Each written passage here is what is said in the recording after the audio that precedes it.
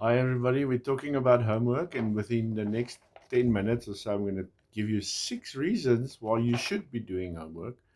And it might surprise you. The reason number 6 is actually quite interesting. So stick around, and I will justify why you should be doing homework. And if you do it, then you're making your studies easier. In other words, if you listen to the advice I give tonight, then it's going to actually become easier to do homework. It's going to become easier to study. Now, you'll notice I've got a blanket here and I'm on my couch because it's freezing in Johannesburg tonight. And not that it's important for anyone, but it is really ice cold. So I'm going to just like really zip up and hopefully I don't lose you because of the cold. So let's talk about homework for a bit. And I hope the sound is good. I'm still learning the different ways and I'm using different devices of recording. And as I learn, I hope I get better with the different devices. I've got a variety of cameras now, and I've got the tablet on. This is my Galaxy Tab 11. So hopefully the sound is good. But what do you think of homework? If you think of homework, maybe you're a parent and you're having struggles with teenagers not wanting to do homework. I don't want to do homework. I want to be on my PlayStation. I want to be gaming with the guys. I want to be watching Netflix. Leave me alone. I want to be on my phone. Mom, I'll do it later. Sounds familiar, right? What if you're a teacher? Do you still check homework? Then you're one of few. We don't even have time in class to check homework, parents. Students, how many of your teachers still check your homework? Does it affect your marks? Do you do better? Now, I've got them up here, all 6 of them, but it's not really well explained. So let me explain them to you in a bit more detail and see. Let's see if we can make sense of this. Um, you know, when it comes to homework, by the way, this little paper with my report that I've compiled will be in the description as a download. So you don't have to take notes now or anything, but I'm going to look down once in a while. And I want to share this with you because the question is homework. Is it about dirty dishes or is it a clean outfit? Now, I used the dirty dishes analogy in a previous video because when you wash the dishes right away, it's going away quickly, it rinses off. You just turn the tap on and you just rinse the water and the fats and the residue off the plates. And you just use a little bit of soap. When you leave that till the next day, first of all, it's going to bother you, isn't it? It's going to be on your mind while you do everything else. So the first point about doing homework is that it flattens the forgetting curve, but I want to get to the number 4 here, which is it frees up guilt-free personal time. It frees up guilt-free personal time. What does that mean?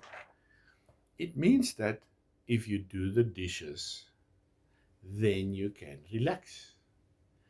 So, if you do the homework, spend 1.5 hours, 2 hours, 1 hour. If you're a grade 8 learner that's 14, 13 years old, you probably have 1.5 hours of work and you're done.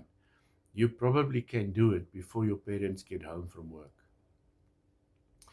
If you leave it till after supper, it's game over. Then you're in for a fight.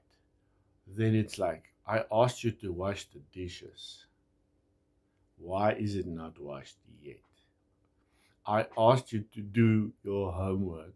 Why is it not done yet? You see, it's not cool. It's going to irritate you. It's going to be on your conscience.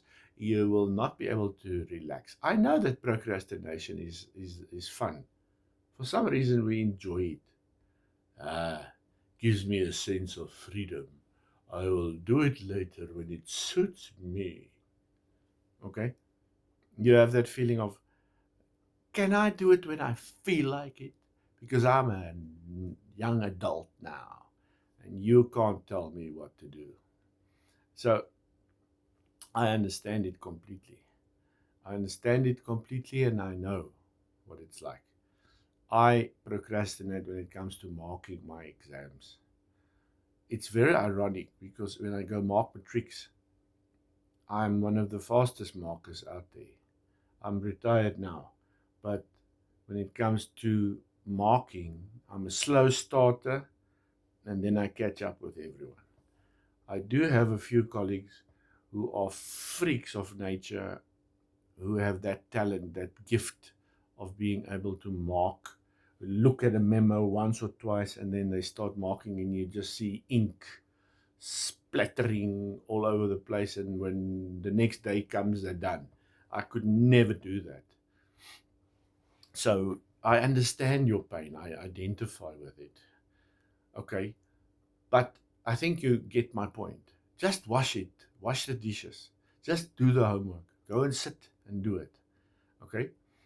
Now, I want to go back to the six. Uh, it says six lifelong benefits of doing homework properly and quickly. This is lifelong benefits. So you might think, why are you saying lifelong?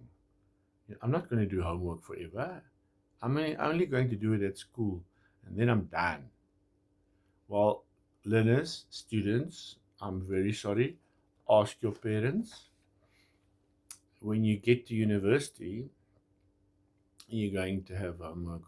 You're going to have 10 times the homework. If you become someone who works for a boss, they will give you tasks to do for weekends. If you work for someone who expects you to put in the extra hours, you're going to get tasks to do for holidays. You're not going to have the time off because they will ask you, have you done this for me? Where's the report? Can you please come in on Sunday? I want to see you at the office on Sunday morning so that we don't have to struggle on Monday. It happens. Ask your older siblings who's working now. It's not easy out there. You have to be able to put in the time. And it's part of every successful person's work. Very few people can do a job.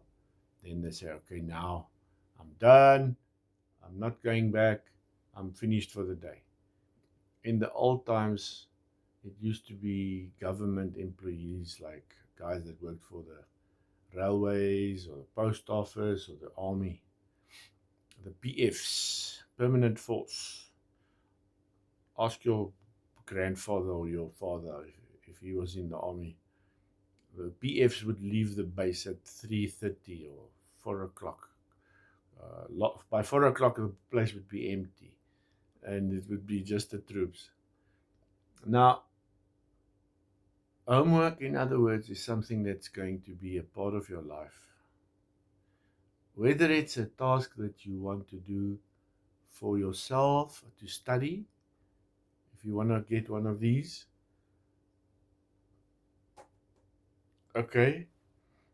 Uh, if you want to better yourself, if you want to become an artist, then you're going to have to put in the extra classes after school. If you want to do your exercise, you're going to go to the gym. It's like a chore.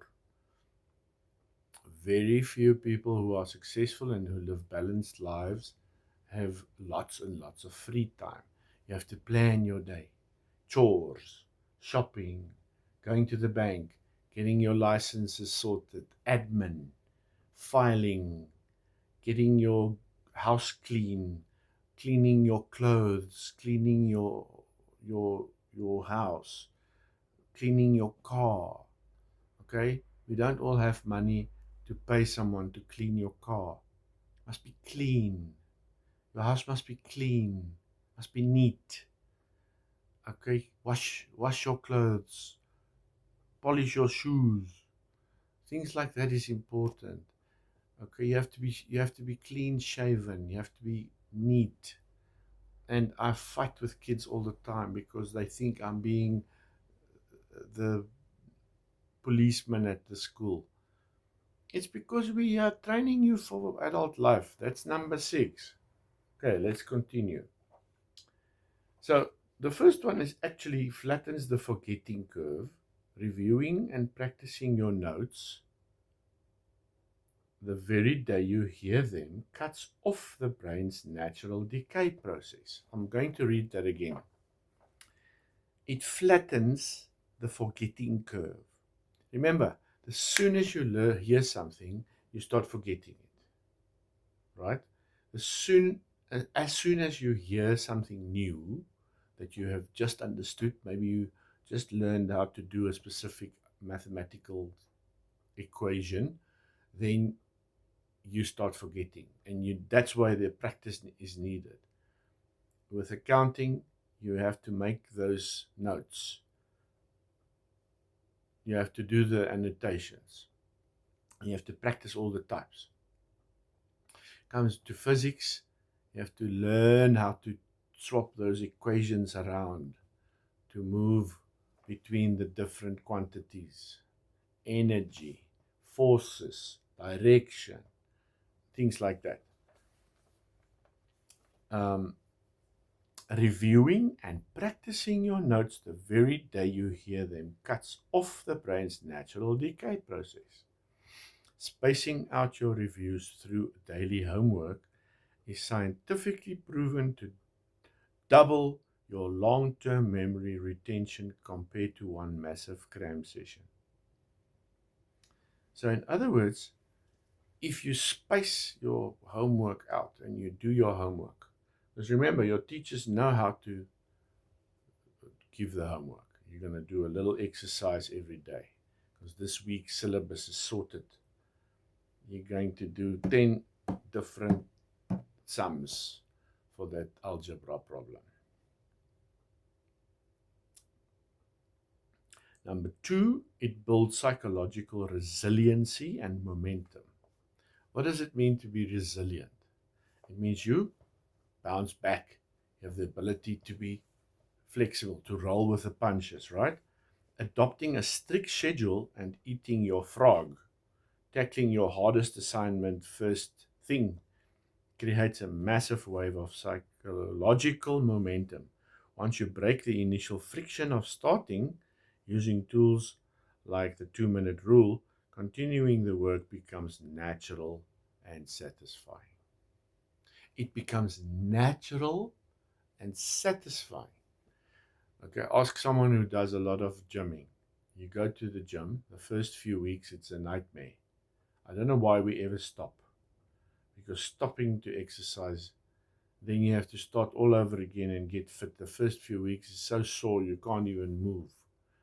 But once you get into a routine and you gym every second day, for example, and then after a few months, it's like, hey, I'm going to the gym. I love it. I feel good. Momentum and resiliency. And I said eating the frog. If you don't know what eating the frog means, put a question in the comments for me, and I'll send you a little document that will explain it. I'll send you a link for a video, a special video for that. Right, number 3, eliminates the illusion of learning. What is the illusion of learning, guys? If you think you're learning, but you're not. I think when you watch my videos and you follow people like Dr. Justin Sung, he's a young man, but he's very, very good. And I'll put the link to his course in the description too. I actually follow him closely and I watch his videos because he knows his stuff. He says And he's made a study of this. He was a doctor, you see. He was a medical doctor, this guy. And he became a study methods expert. And he says that if you're going to sit and study by highlighting, you feel like you're doing work, right? Oh, this is a highlighting. I'm highlighting purple and pink and yellow and all the colors. It looks like you need a pair of shades after you've studied. Looks like those paintings up there, those ugly paintings I made. And you've actually learned nothing. Nothing. It's the same with rereading.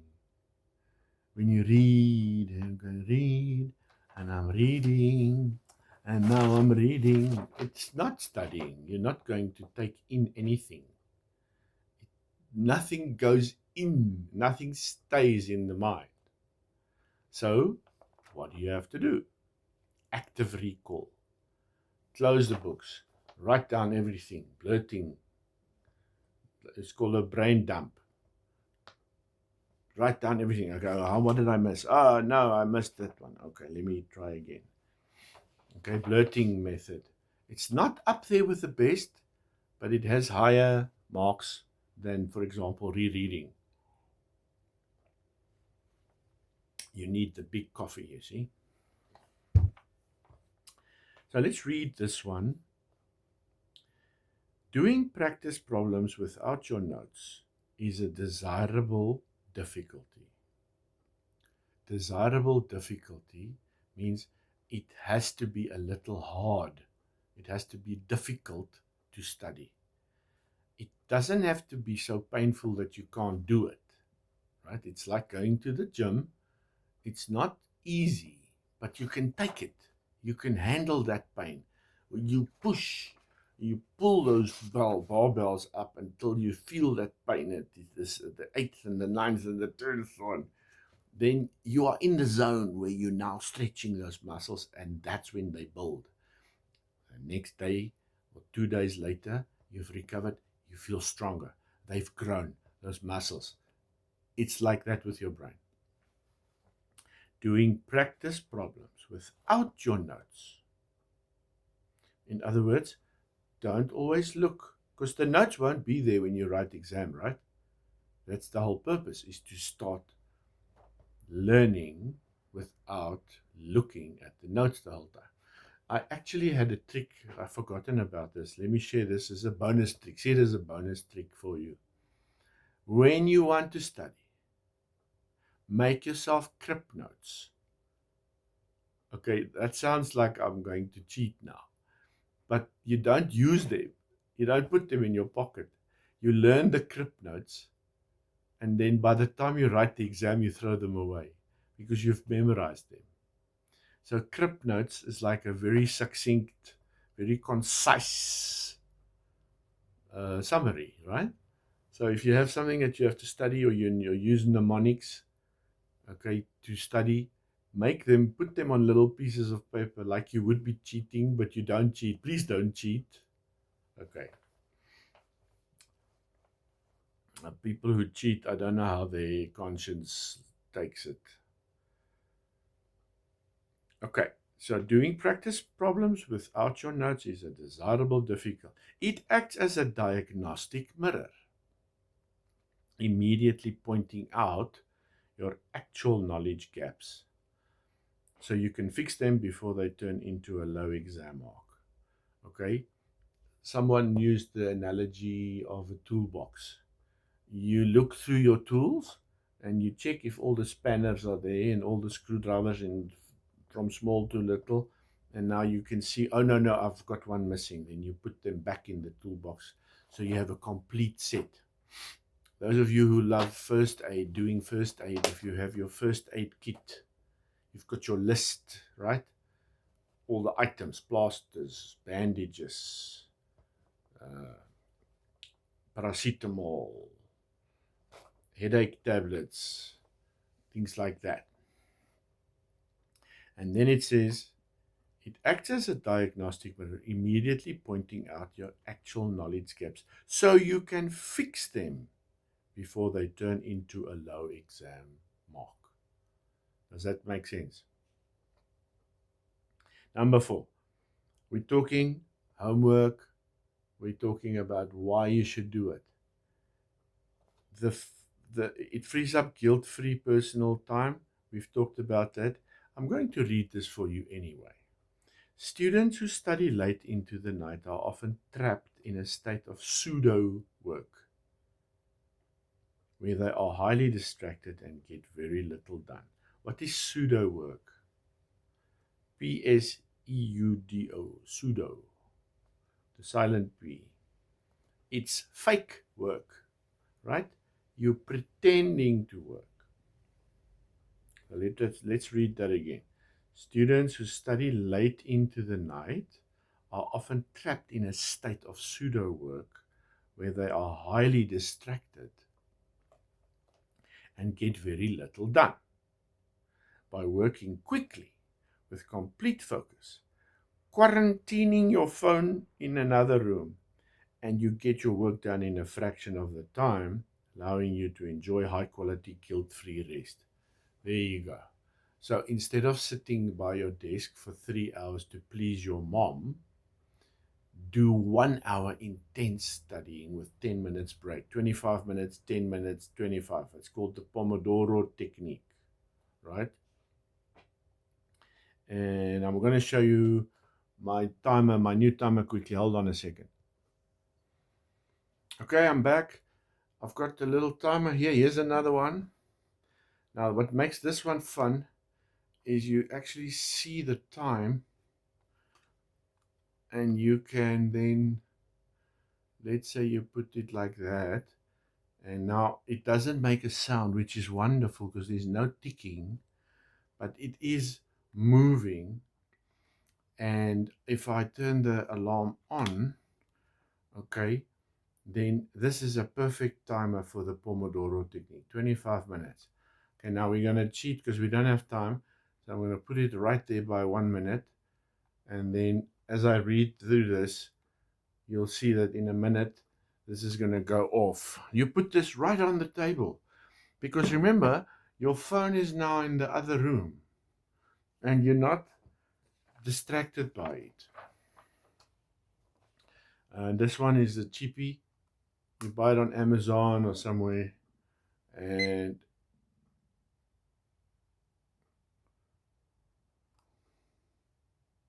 let's see what it. Let's listen to it.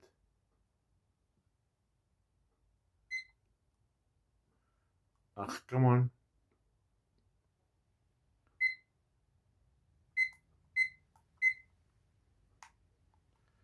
Okay, I'll edit this out.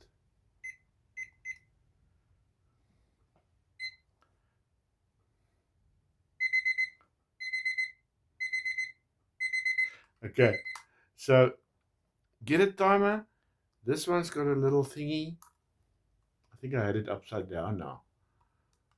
Anyway, it's got a little thingy so you can make it stand like that.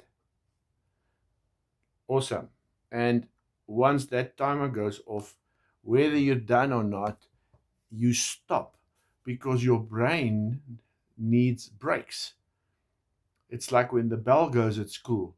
You don't hover and hang around and now try to finish the exercise. You have to get to the next. You see? There we go. And it's just a few beeps and you're done. Right? So you just move it and there it is, and you've got your timer going. Get a timer. Okay.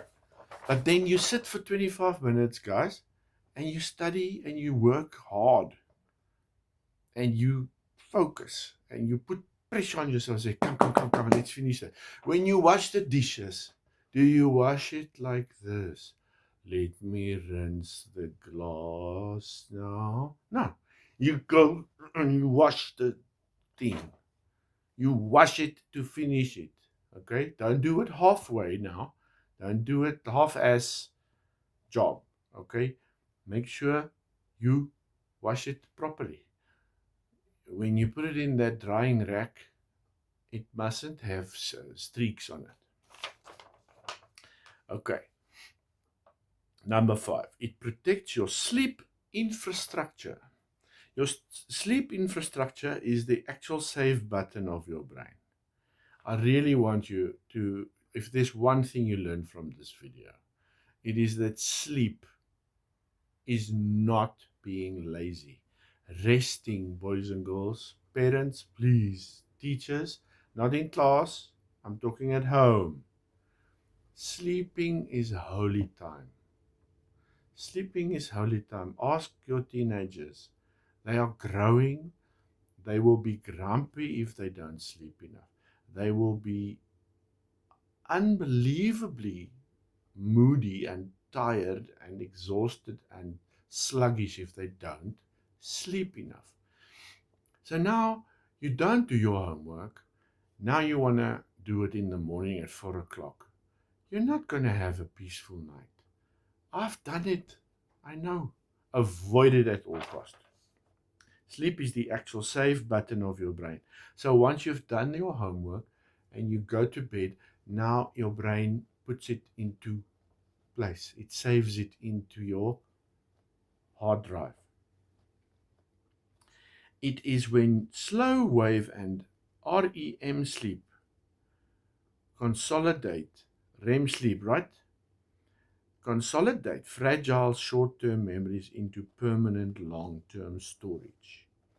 When you use AI, it often uses the term lockdown. I'm going to lock this down. And that means it's going to put it in its memory forever. So while you're busy with that chat and you're writing that chapter, or you're doing that task, or you're discussing that matter and planning something, then it locks it down. So your brain is like that. Excuse me. Your brain is like that. It locks down the stuff that you've done while you're doing your homework. You're locking it down. Okay.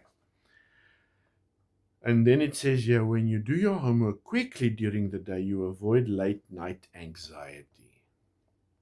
Protect your sleep and wake up cognitively sharper the next morning. Cognition, it's those millipita in your head. It's those noodles. Wake up cognitively sharper in the morning. And then when you write that test the next day, or you write that test because you're going to revise, then it will come to you. Don't underestimate your brain, but you have to train it. Just like you go to the gym, you get better with exercise. Just like when you wash the dishes properly, it becomes effortless and quick. It's just a quick chore. Get it done, frees up your space. You go and sit in front of the TV and you can relax. Okay, here's the last one. It prepares you for professional autonomy. We've talked about it briefly. Professional people do their tasks professionally. That means properly, with pride, with joy, with expert attitude. I'm a professional. I'm doing this properly. It's not, oh, I have to wash the dishes again. No. Let me wash the dishes quickly and then I'll come and have some tea with you. Let me quickly wash the dishes and then I'll watch that program with you. Let me do my homework. I'll be an hour. Then we can talk. Or then we will watch that Netflix episode. Choosing to sit down and do your work without parental prompting develops self-management and time ownership skills. These are the exact skills that distinguish elite university students and high-performing professionals in the real world. Now, I want to quickly jump on a soapbox here, if I may. Lots of my learners lately have been saying, yeah, but we're not going to university anyway. There's only place for like so many, and There's millions of people who want to go and we can't go, and my parents don't have money. It doesn't matter. When you become a business person, let's say you become an entrepreneur who is going to put up a little business where you do is provide a service. It doesn't matter what it is. It could be cutting hair, it could be doing nails, it could be designing clothes, it could be making, cooking food for people. I delivered newspapers way back when. It was a little business. I always had money. Always had money. Nobody asked, I never asked anybody for money. Except my friends at uni, but they were rich. And that's a bad example. Forget that. We'll edit that out. But here's my point, and then we'll finish. It prepares you for professional autonomy. Uh, Everybody, please, in your homes, parents and teenagers, talk to each other about what is it to be a professional. You don't have to be a doctor or someone wearing a suit or a, a person with, a fancy car to be a professional. A professional can be someone who's a waiter, someone who is a barman, someone who is washing cars, can be professional because you take pride in what you do and you do it properly. Your homework is your job. Your homework as a school child. Okay, I know you don't like the word child, but you're a school young adult, right? Your homework is your job. Take pride in it.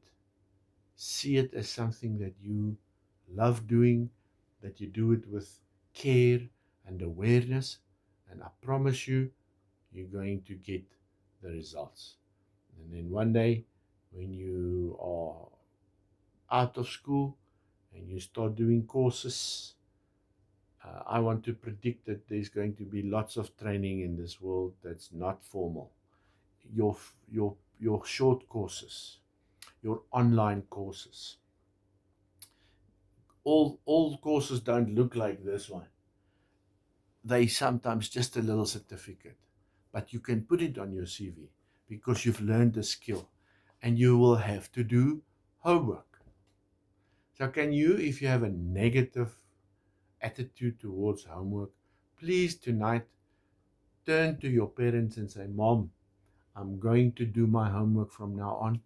Dad, I promise you, I'm going to do my homework. I'm going to, first of all, flatten my forgetting curve. I'll stop forgetting my work that I'm learning. I'm going to build psychological resiliency and momentum. That means I'm going to become fit mentally, right? I'm going to eliminate the illusion of learning where I pretend to work or where I do mechanical work that doesn't help me. I'm going to do guilt-free personal time because my division and separation between duty and relaxation is clear. I'm going to protect my sleep infrastructure by saying, this is the end of my homework. I'm done. Now I go to bed. I can turn off the light and go to sleep.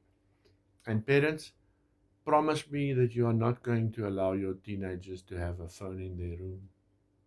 Please take the phone. Guys, it's 9 o'clock at night. You go put it on the charger in the kitchen, out of reach. Get into bed. Put your music on if you want to, but do it on a little radio or a different device. Or listen to your radio. Better yet, don't listen to anything. Just go to sleep. Right? And then lastly, it prepares you for that professional autonomy. I never read the last bit. Let me say this, and then we'll wrap it up. Do your homework with pride and care. It is your ultimate weapon for taking back control of your grades, your focus, and your time. What do you think is the biggest obstacle? Starting your homework immediately after class? Is it the distraction of your phone? Or is it simply feeling too tired to begin? Okay, I'll ask again. Which one of these three? Put it in the comments for me, right? What's your biggest obstacle when it comes to homework? One, starting immediately after class. In other words, you go home and you now have to do homework and you've had a full day at school. Tough one. Is it the distraction of the phone that is now going to distract you? I'm just going to spend a few minutes talking.